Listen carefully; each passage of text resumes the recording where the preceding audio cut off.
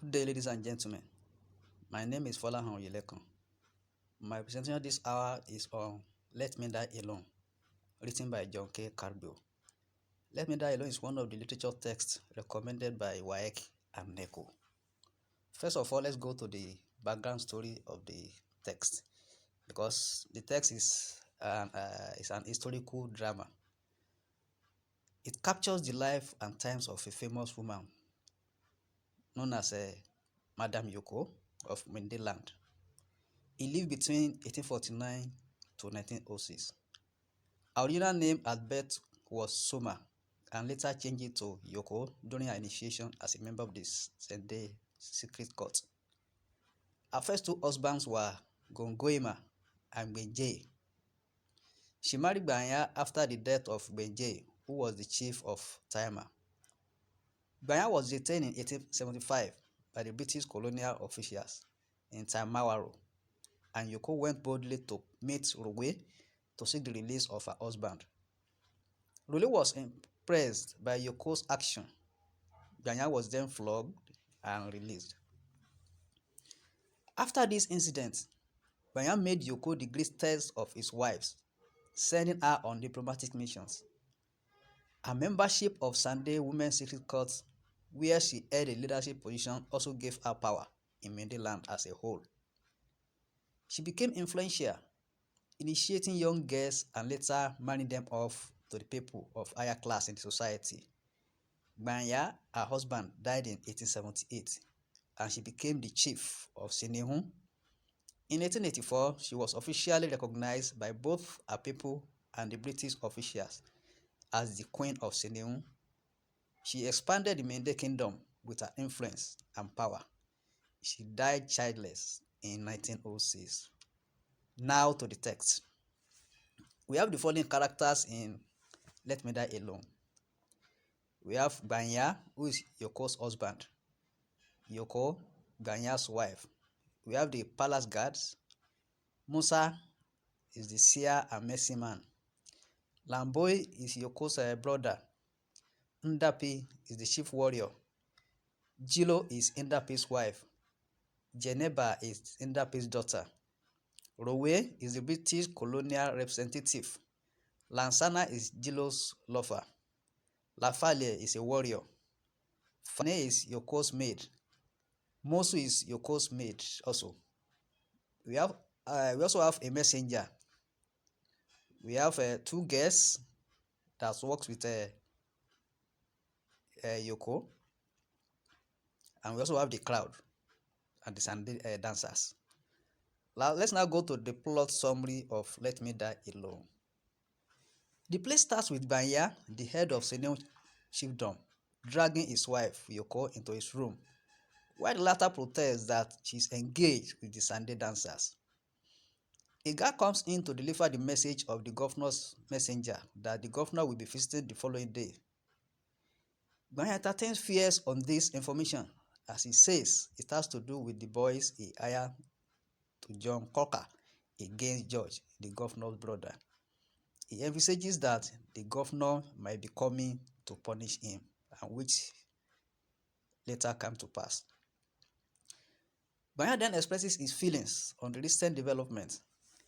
He lost his best fighters in the Ashanti and Cocker campaign. The governor is coming to humiliate him.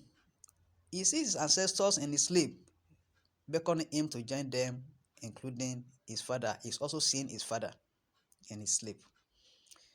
He says his mind is troubled. Yoko suggests they make sacrifices for his journeys to start in peace. Banya replies that there's no peace anywhere but in the dead. He says he's not afraid to die, but wishes to die honorably. He expects that the governor will snuff life out of him, but plans to give him a befitting welcome. He prepares the greatest gifts and entertainments for him, that is, for the governor. Yoko demands that the chiefdom is passed into his hands as promised by Banya, in which the latter refutes. He says that the affairs of the chiefdom cannot be left in the hands of a woman. He wants to hand it over to Ndapi, whom he says is the best warrior. Hence, he will protect the people of Seneun against any incursion. He tells Yoko to take every other thing but leave the chiefdom for him to hand over to the person he wishes to hand it over to. While that goes on, Lamboy, Yoko's brother, is planning with Ngomusa how he will kill Banya and take over the chiefdom so that it is not handed over to Yoko. Musa initially doesn't want to him until he is blackmailed and coerced. Banya prepares for the visit of the governor and tells them to get the gifts ready as well as the guests that will entertain him. A girl comes to announce the arrival of the governor, who shuns Banya when he wants to embrace him. The governor accuses him of sending his war boys to fight on the side of John Cocker against George, his brother, in which Banya denies. Rowe, the governor, then orders the soldiers to deal with him. Banya is seriously humiliated in presence of his cabinet members and fines him 50 pounds in the equivalent of cattle and rice. Lamboy and Musa use the opportunity to carry out their heinous plans. When others are not there, Musa puts poison in the water and forces it into his mouth. Banya is already dying before Yoko comes in, and he says that Yoko should take charge of the chiefdom. Lamboy and Musa continue with their plans despite the pronouncement from Banya. Lamboy then tells Musa to announce the death of Banya and pronounce him as his successor, and that any opposition to that is death. Yoko oversees their discussion and tells them that anybody that goes against the pronouncement of Banya, as they also hear it, will die. She then asks them how her husband died, and they denied having any knowledge of it. She afterward calls on Ndapi to take Banya's corpse to the inner room and Lavalier to inform the people about the death of the chief and assemble the warriors. In another scene, Lansana is concubine to Jilo, Ndapi's wife. He has come to her house demanding to have an affair with her. But Jilo refused, saying that her husband will soon arrive and she's preparing his food. Lansana eventually drags her into the hut and forcefully has an affair with her. Ndapi and Lafalia come from the other side, discussing Yoko, but do not go into the hut. Ndapi later sees off Lafalia. It is this time Lansana and Jilo come out of the hut after the dirty game. Lansana then arranges that they meet again by the riverbank at sunset. Ndapi arrives back at home, starving, but with nothing to eat. He then descends on Jilo, crushing her toe. A guard enters to deliver Yoko's message about their preparation for war. The guard then appeals to Ndapi to stop beating his wife.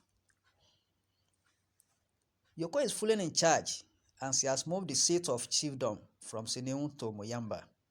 That's another scene. Her ladies in waiting, Fane and Mosu, comment that Moyamba is better than Seneun.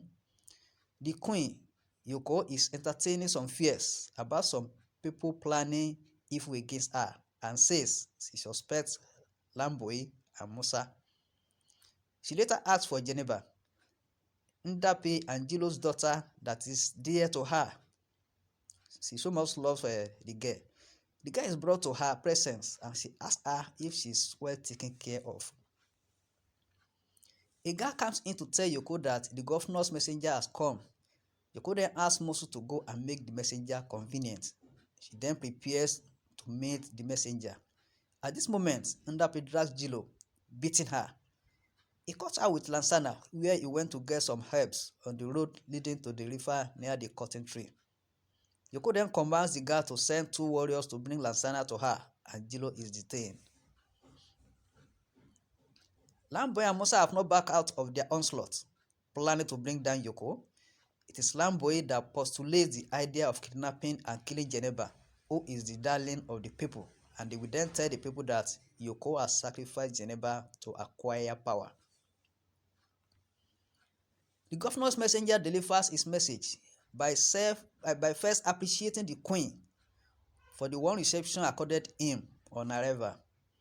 He then delivers the governor's message of appreciation to Yoko for being a good example in her role as the head of the chiefdom and the wisdom she is using in carrying out the onerous task of ruling over her people. In another scene, Jilo prepares to go to the river and urges Fane to take Geneba along to Yoko. But Fane says she is sent on an errand by Yoko. Jilo leaves Geneva behind and sees off Fane to discuss an issue with her. Before she comes back, Lamboy has come to take Geneva away. In the next scene, Yoko is preparing to go and crown some chiefs when Ndapi and Jilo come to report the missing of Geneva, their daughter. Yoko then tells Lamboy and Musa to search and find the child before her arrival. Lamboy and Musa discuss the kidnap of Geneva, and Musa says that he told the women who are agents of rumor spreading that Gbeni divines that Yoko has sacrificed Geneva buried alive in a big pot in the forest. They also said the information to Lavalier. When Ndapi also joins them, they inform him that Gbeni has said that Yoko used his daughter to get favor from the governor. Ndapi doesn't believe it until a guy rushes in to tell them about the rumor going around the village. It is in the midst of this that Yoko arrived to the humiliation of her people. The women call her a witch. Lamboy and Musa tag her a killer. Ndapi threatens to kill her and utter all sorts of degrading statements on her if his daughter is not found. As this goes on, some guests come in to report that the girl is found in the bush dead with a part of her body removed. The second guy brings in the corpse of Geneva with the parts of the body removed, as said by the guests. Yoko then comments that that is the girl that is said to have been buried alive. With this development, Ndapi then begs for forgiveness from Yoko, who refuses to forgive him and tells him to go home and mourn his daughter. She vows to get to the root of the matter by going to the Poro bush. The atmosphere of the next scene is tense because of the visitation to Poro bush. Fane and Musu are seen by a guard with loads on their heads. The guard then asks Papo, another guard, to lead them home. The governor is also arrested that night. He is sent to deliver some messages to Yoko. The guards tell him that he is not supposed to be out on Poro night to avoid being punished by Poro. One of the guards then slaps him, but later discovers that the messenger is a member of Poro. That Poro is a secret society. They then apologize for the humiliation he suffered from them. They afterwards tell him that it is Yoko that posed Poro because she is wrongly accused of kidnapping and killing Geneba.